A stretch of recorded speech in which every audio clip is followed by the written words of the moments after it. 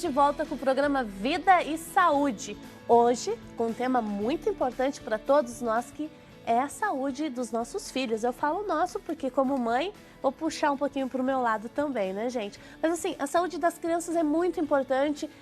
Não importa se a gente tem ou não filho, mas para a nossa nação, para o nosso país, é importante a gente ter uma geração de crianças felizes, saudáveis, bem desenvolvidas. E para falar sobre esse tema aqui no nosso programa, eu conto com a ajuda da doutora Cristiane Fiorentino. Ela é pediatra, especialista no cuidado dos nossos bebês, dos nossos filhos.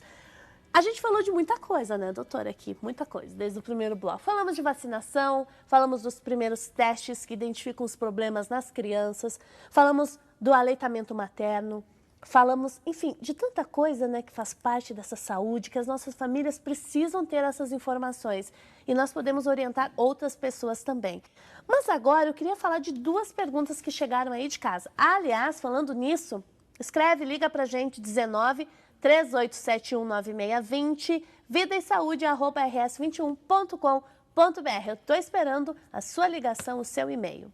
Doutora, parabéns pelo programa, muito esclarecedor, muito obrigada. Eu não tenho o nome, mas agradeço. Uma dúvida, uma mulher engravida e o feto não se desenvolve, existe alguma causa geral ou tem que investigar? Um caso particular, ela deve estar fazendo pré-natal, né? E está acompanhando com o obstetra, né? Verificando os exames, ultrassom, os hábitos de vida dela também, porque cigarro também faz criança desenvolver menos. Mas assim, não tem como a gente saber de uma forma... Não existe uma fórmula? Não, tem que saber o que está acontecendo com essa mãe e por que essa criança não está desenvolvendo, quanto que ela não está desenvolvendo, ela é só pequenininha, ou a mãe está com algum problema de saúde, ou o bebê pode estar com algum problema de saúde. Então é um caso sério que precisa ser bem investigado.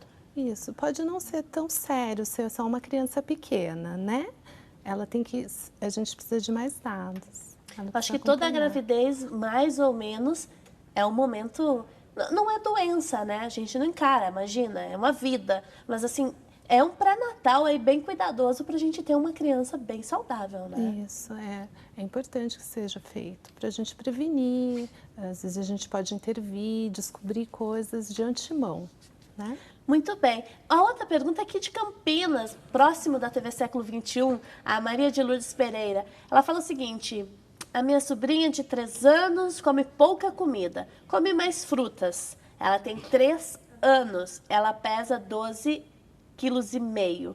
Quero saber se é o peso ideal. Assim, para comparar com outras crianças, a gente coloca numa curvinha. Exatamente. Então, pode falar, doutora. Vê a idade da criança e coloca lá o peso comparando com as outras crianças. Ela pode estar um pouco abaixo, um pouco acima da média, ser normal. E ela pode estar um pouco abaixo, e ela sempre foi abaixo, a gente já investigou tudo. Então, assim, depende de cada criança. Só um dado isolado não quer dizer nada. Depende da altura, se a altura está proporcional ao peso, da altura dos pais. E do histórico anterior. Por isso que é interessante a gente ter anotadinho, assim, uma vez por ano ir no pediatra, as crianças maiores, a gente ter peso e altura para poder comparar. Que é o que tem na caderneta, né? Inclusive eu estou aqui com a caderneta aberta, porque o pediatra vai acompanhando e vai anotando nessas curvas onde a criança está para ver se está adequado ou não, né? As curvas entre as vermelhinhas está acompanhando conforme a população, mas é interessante que ela compare com ela mesma. Então, assim, de repente, antes ela era mais gordinha e ficou magrinha. Aí chama atenção, mas ela sempre foi magrinha e está tudo bem com a saúde dela. Então, às vezes é da criança. Uma fase... Quantos anos ela tem? Ela tem 3 anos.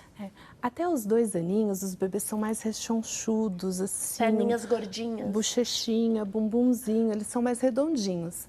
Dos 2 até os 5, eles ficam mais compridos. Esticam, né? Então a gente tem a impressão de que eles estão magrinhos, mas às vezes eles estão passando na primeira fase do estirão. E às vezes a gente compara com as outras crianças e as nossas crianças estão ficando mais gordinhas, né? Então... Tem que ver cada caso. Muito bem. Nós falamos aí da primeira fase do desenvolvimento das crianças. Não sei se a gente fala a primeira fase corretamente, mas enfim, criança pequena, o bebê, os primeiros cuidados. Mas existem outros cuidados para essa infância ser uma infância feliz, que é o desenvolvimento da criança. Uma pergunta assim que deixa qualquer pai com uma pulga atrás da orelha é o que é o certo e o que é o errado. Como é que a gente ensina o nosso filho? Como é que essa criança vai compreender isso? Como é que é isso no dia a dia? É importante a gente ensinar desde pequenininho, né? Então, assim, mesmo as crianças pequenas, elas têm crise de birra, às vezes até no colo da mãe. E muito, a gente tem um feeling também, né? E tem que ter um bom senso. Mas é importante a gente ensinar desde pequeno e colocando limites. Colocar limites não quer dizer, assim, o pai, a mãe, ele não precisa ser amigo do filho, ele tem que educar o filho, e que está muito distante de ser amigo. Então, às vezes, você sabe o bem e o seu filho ainda não sabe, ele ainda não tem a compreensão do que é certo e do que é errado, ele não consegue pensar a longo prazo, ele não sabe que ele precisa de todos os nutrientes, ele gosta de só macarrão todo dia, mas você sabe que ele precisa comer todos os alimentos. Então, algumas coisas não estão da compreensão da criança, né? Então, a gente tem que educar, é uma tarefa muito difícil. É muito exigente. E normalmente nós pais recorremos à educação que nós tivemos, porque é o único parâmetro que você tem. De repente você está na frente de um bebê, de uma criança, e agora, gente? E aí a única referência é aquilo que você teve. E nem sempre a educação que a gente recebeu foi a melhor. Sem culpar pai e mãe, mas depende da época, a formação e a educação, né, doutora? Então, eu acho que é um momento também de trabalhar a estima, né? A estima da criança, e por outro lado também é o momento da criança ser criança. Criança, para desenvolver, precisa brincar, precisa de espaço, né? Ela precisa não estar só na frente do computador e do tablet, ela precisa, para ir bem na escola, depois ela precisa ter pulado corda, se sujado de terra, então ela tem que ter desenhado para depois escrever. Então a gente tem que respeitar as fases das crianças também. E cuidado com o excesso de computador, de televisão, de tablet, celulares, também é importante. Eu tenho um povo pergunta, é isso? E vamos ver qual é o questionamento dessa mãe.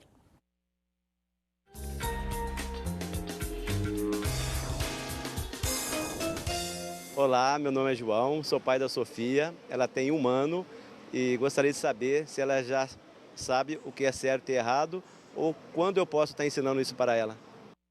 É um pai, muito bem, isso aí, a participação dos pais. E aí, 1 aninho, doutora, o que sabe e o que não sabe?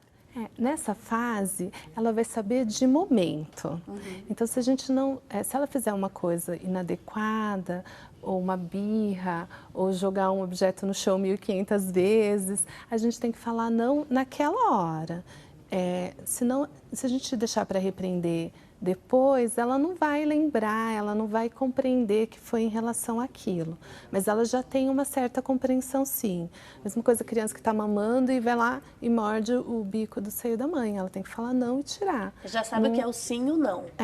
Tem que ser naquele momento. Naquele momento. Agora eu vou entrar num assunto bem delicado, porque tem os excessos e tem os equilíbrios, que é a tal do castigo. Castigo é uma palavra feia, né? Mas assim, o colocar a criança para pensar, o cantinho para pensar. Como é que é a sua visão sobre isso? A partir de que idade essa criança pode pensar sobre o que ela fez? Essa idade dessa criancinha ainda não, né? Ela não tem essa compreensão. Maiorzinho, e também depende do desenvolvimento de cada criança também. Pois é. Né? Ou o cantinho da disciplina, né? Depende do desenvolvimento de cada criança, mas é interessante colocar assim, explicar o porquê, e geralmente é no momento. A criança não consegue para depois, menor, né? 3 aninhos, ela não consegue planejar, né? Por exemplo, quando a gente chegar em casa, nós vamos conversar sobre isso. 3 aninhos não, maiorzinho, 6 aninhos, 7 aninhos já consegue. Depende da idade, do contexto e do desenvolvimento da criança, que também nem todas desenvolvem da mesma forma, né? E um assunto também um pouco instigante. A criança, ela tem maldade? Ela faz a coisa de propósito ou não? É uma reação natural a um fato que aborreceu ela? Como é que é esse parâmetro do ponto de vista do desenvolvimento? Então, a gente tem que ensinar certas coisas para a criança. Para ela, pequenininha nessa idade, eles podem morder uns aos outros na creche, mas a gente tem que ensinar que não pode, né? Se a gente não ensinar isso, com o passar do tempo, ela vai tomar aquilo por hábito e a gente não vai conseguir mais ensinar. Então, precisa desde pequeno, né? Mas a gente não pode ficar postergando. Entendi. Então, essas reações podem virar hábitos. Podem virar... E aí que está o problema. E para o convívio das crianças, pequenininha, ela pode não ter a noção de que morder dói, eu vou morder porque provoca dor no meu coleguinha. Mas a gente vai ensinando aos poucos isso para ela, né? Ela tem que aprender isso. A gente precisa ensinar isso porque a gente também não quer que a nossa criança chegue em casa mordida, né? E com passar e eles também têm, às vezes a gente pensa que eles são muito inocentes, mas eles sabem o que estão fazendo de certa forma também. Eles também têm esse jogo com a gente. Então cabe a gente colocar o limite, porque eles sempre vão buscar o espaço deles e tentar aumentar. Eles vão provando, né? Vão provando. Vão tentando. Às vezes eles testam mesmo. Agora eu queria saber o seu ponto de vista, e ponto de vista da ciência, da pediatria, sobre um momento muito delicado na vida de um pai e de uma mãe, que é decidir a hora de pôr numa escolinha ou de pôr numa creche. Tem pais que, por necessidade, precisam colocar muito cedo.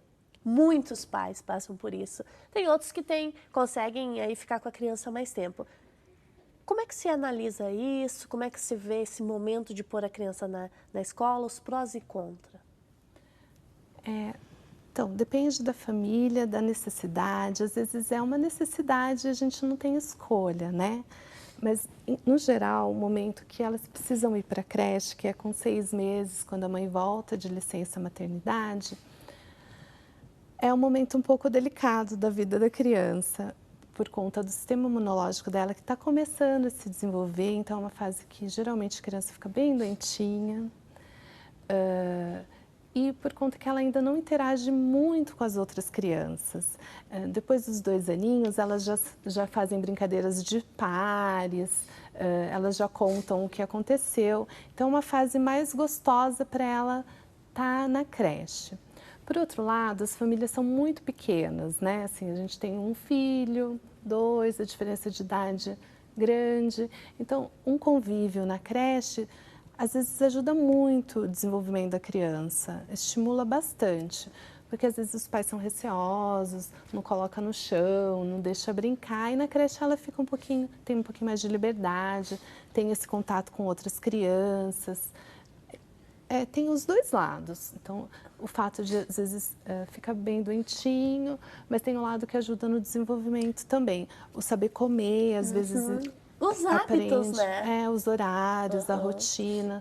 Na escola costuma ter um horário, uma rotina mais rígida do que estar em casa, só a mãe e o filho, né? E é uma forma também da criança ir pegando imunidade, né? Porque é fato, Sim, a criança... a vitamina S. A vitamina S, né, gente? Sabe aquela sujeirinha e tudo mais? Porque é fato, a criança, quem mais, quem menos, vai ter algum tipo de reação, né? Sim, é importante até porque... Se ela não ficar muito doentinha, às vezes ela pode ficar muito alérgica, né? Verdade. Então, é importante ela também criar essa imunidade. Então, assim, depende da família. Eu posso adiar o momento de ir para a escola? Às vezes é uma necessidade da família, então a gente tem que saber lidar com isso também, né? O que não, eu acho que o que prejudica aí é o sentimento de culpa, né? Então, o que muitos pais falam. Às vezes os pais ficam chorando e a criança vai bem para a creche. É o período de adaptação dos pais, né? O importante, a gente lê muito também pelo trabalho e muito se fala da qualidade do tempo que eu estou com meu filho. Então, nós sabemos que atualmente a gente corre o dia inteiro, né? Quem não? Mas o momento que eu estou com meu filho não é o momento da televisão, do celular, da briga, da discussão, é o momento de estar com ele, né? Eu acho que isso faz uma diferença. Sim, é importante que se brinque com a criança, que se conte histórias, que se leia um livro para a criança. É importante. Pinte, né? É muito importante. A questão da leitura, do imaginário. Hoje em dia a gente fala, tem se perdido o hábito, né, de estar junto com as crianças, de ficar só na TV, no tablet, no videogame. E é importante ter esse momento. E para os pais é difícil também. E por outro lado, também de não ser tão permissivo, porque ficou o dia todo fora de casa, não cumprir o seu papel de educador, né? Não cair nos extremos. Eu recebi uma pergunta da Maria Luísa Moreira, de Conceição do Castelo, Espírito Santo. Ela gostaria de saber se a questão ainda sobre o Zika vírus, se em qualquer fase da gravidez, se a mulher for picada, a criança pode ter a microcefalia ou só no início. E se for feita a ultrassom, pode ser diagnosticado o bebê com microcefalia. Você pode repetir essa informação? Como é uma doença nova, então a gente não sabe tudo, exatamente tudo, assim. Das outras doenças, o primeiro trimestre ele é mais delicado, né? Então, os 3 primeiros meses. Mas a gente não pode afirmar isso. E não é o fato dela ser picada, é o fato dela ter a doença do Zika vírus. Então, assim, ela tem que ter tido a febre, o exantema. Não tem só... todo um... ela tem que ter ficado doente para poder transmitir Porque a mãe pode ser picada e necessariamente não desenvolver o sintoma. Não, porque o Aedes tem que estar com o vírus para poder transmitir a doença. Então, ele tem... Não necessariamente todo Aedes transmite. É aquele que picou alguém doente que transmite para uma outra pessoa. E o ultrassom diagnostica? Sim, é importante que ela faça o pré-natal, porque justamente no pré-natal a gente já pode ter esse diagnóstico morfológico, ultrassom do finzinho ali da gravidez, já vai... a criança, a gente já tem como saber quando ela nascer. Antes dela nascer, desculpa. Muito bem, vocês estão gostando do programa? Eu estou adorando, porque é uma forma da gente esclarecer as nossas dúvidas e... mesmo que a gente saiba, é uma maneira de reforçar na hora da gente agir e cuidar dos nossos filhos. E olha, nós estamos indo para o quarto bloco, para o quinto bloco, o último bloco do nosso programa. Então, se você ainda tem algum questionamento, alguma dúvida, envie um e-mail para a gente, 1938719620, vidaesaúde@rs21.com.br. Eu vou para um rápido intervalo, eu volto já já.